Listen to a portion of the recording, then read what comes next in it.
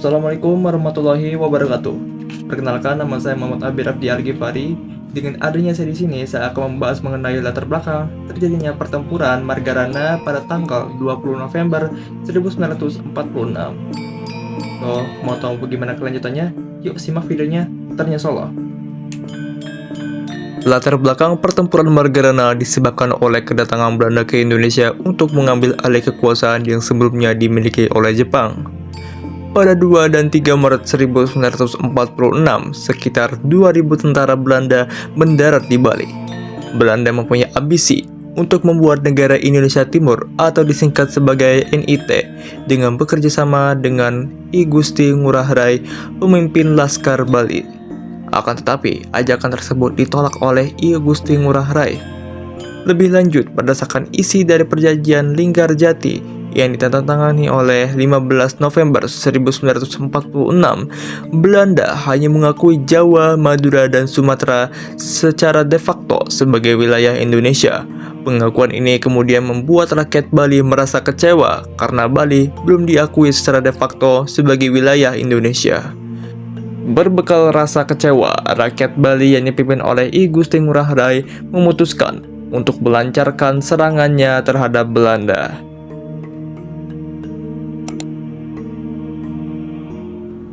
Assalamualaikum warahmatullahi wabarakatuh. Halo semuanya, perkenalkan nama saya Bilqis Aura Medani.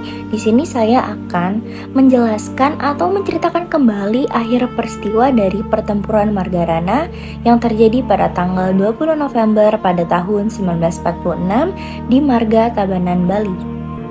Jadi teman-teman, pertempuran ini merupakan puncak perjuangan dari rakyat Bali yang pada saat itu sedang melawan Belanda karena ingin kembali menjajah Indonesia setelah proklamasi kemerdekaan pada tahun 1945.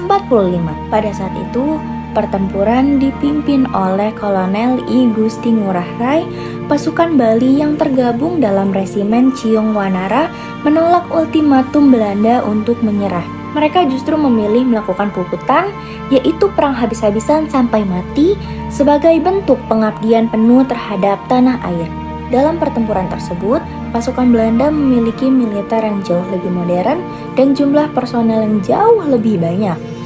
Dan mereka juga mengepung pasukan Ngurah Rai dari berbagai arah dan dari berbagai sisi. Namun, dengan semangat yang berkobar, para pejuang Bali tetap bertahan dan melawan dengan keberanian yang jauh luar biasa. Sayangnya, pertempuran yang heroik itu berakhir tragis. Seluruh pasukan Indonesia yang berjumlah sekitar 96 orang gugur di medan laga, termasuk I Gusti Ngurah Rai sendiri.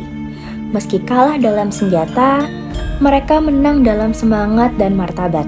Pertempuran Margarana ini menjadi simbol perlawanan rakyat Bali terhadap penjajahan dan bukti bahwa kemerdekaan Indonesia dibayar dengan darah dan nyawa para pahlawan. Semangat puputan Margarana hingga kini tetap dikenang sebagai warisan perjuangan yang tak ternilai harganya. Perkenalkan, nama saya Sayyidah Nur Afifah. Saya di sini akan menyampaikan materi tentang dampak dari pertempuran Margarana. Yang pertama, meningkatkan semangat perlawanan. Yang kedua, dampak militer dan politik. Yang ketiga, simbol kepahlawanan. Yang keempat, strategi Belanda terungkap. Yang kelima, dukungan rakyat bertambah. 1. Meningkatkan semangat perlawanan. Pertempuran ini menjadi simbol semangat perjuangan rakyat Indonesia, khususnya rakyat Bali, dalam mempertahankan kemerdekaan dari Belanda. Gugurnya I Gusti Ngurah Rai bersama pasukannya menunjukkan tekad pantang menyerah. 2. Dampak militer dan politik. Walaupun secara militer Indonesia kalah karena seluruh pasukan Ciung Wanara gugur, secara politik hal ini memperkuat posisi Indonesia di mata internasional bahwa rakyat Indonesia benar-benar ingin merdeka, bukan sekedar pemberontakan lokal. 3. Simbol kepahlawanan. I Gusti Ngurah Rai dikenang sebagai pahlawan nasional. Pertempuran ini mempertegas keberanian dan patriotisme yang kemudian menjadi inspirasi bagi generasi selanjutnya. 4. Strategi Belanda terungkap. Belanda terbukti tidak menghormati hasil perjanjian Linggarjati dan terus mencoba menguasai wilayah Indonesia secara militer, termasuk lewat agresi militer. 5. Dukungan rakyat bertambah. Masyarakat Indonesia semakin solid mendukung perjuangan kemerdekaan termasuk di daerah-daerah lain yang menyaksikan kekejaman dan agresi Belanda. Assalamualaikum warahmatullahi wabarakatuh. Perkenalkan, nama saya Del Nur Laila dari kelompok 2. Di sini saya akan menjelaskan peristiwa Westerling di Makassar. Peristiwa Westerling di Makassar ini terjadi setelah kemerdekaan negara Indonesia, tepatnya pada tahun 1946 hingga tahun 1947. Negara Belanda kembali menjajah ke Indonesia dengan maksud untuk membangun negara Indonesia Timur atau disingkat dengan NIT. Raymond Paul Pierre Westerling, sosok kejam yang menoreh lembar kelam dalam sejarah Sulawesi Selatan. Ia merupakan tokoh utama dalam tragedi korban 40.000 jiwa di Sulawesi Selatan pada periode tahun 1946, tepatnya pada bulan Desember hingga Februari 1947. Aksi kekejaman Westerling ini dilatar belakangi oleh niat Belanda yang ingin kembali berkuasa di tanah Sulawesi. Dengan membentuk negara Indonesia Timur atau disingkat NIT, niat itu kemudian diwujudkan dengan menggelar konferensi Malino pada tanggal 15 sampai 25 Juli tahun 1946. Konferensi tersebut diselenggarakan untuk membahas pembentukan negara-negara bagian yang berbentuk federasi di Indonesia serta rencana pembentukan NIT. Berbagai upaya dilakukan Belanda untuk mewujudkan berdirinya NIT dengan bernaung di bawah Kroon Ratu Belanda serta perjanjian Linggarjati yang telah disetujui pada tanggal 15 November 1946, yang mana dalam perjanjian tersebut wilayah Sulawesi tidak diakui secara de facto sebagai bagian dari Indonesia. Antara tahun 1816 sampai 1905, Belanda memperkuat kendalinya atas negara Sulawesi Selatan. Pada tahun 1911, Belanda telah mengintegrasikan wilayah tersebut ke dalam Hindia Belanda.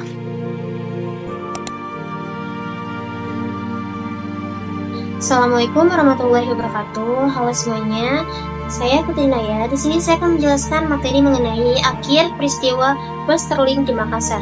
Akhir peristiwa Westerling di Makassar terjadi pada awal tahun 1950 dan berkaitan dengan upaya kudeta terhadap Republik Indonesia oleh mantan Kapten Nil, konflik Nederland Indie Leger, Raymond Westerling. Ia memimpin gerakan yang dikenal sebagai APRA, Angkatan Perang Ratu Adil. Dan setelah kegagalan kudeta di Bandung, pada 23 Januari 1950, ia melarikan diri ke Makassar, Sulawesi Selatan. Nah, setelah ini saya akan menjelaskan kronologi singkat akhirnya di Makassar. Jadi, tetap terus sampai habis ya teman-teman. Kronologi singkat akhirnya di Makassar. Yang pertama, pelarian ke Makassar.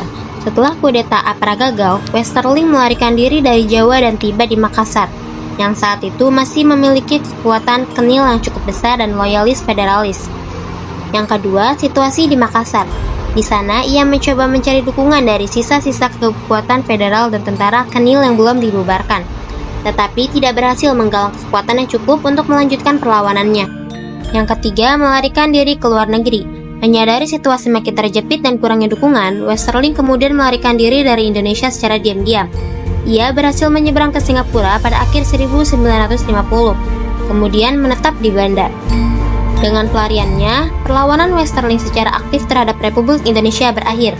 Ia tidak pernah diadili di Indonesia atas tindakan-tindakannya, termasuk pembantaian di Sulawesi Selatan pada 1946 sampai 1947, yang menewaskan ribuan orang.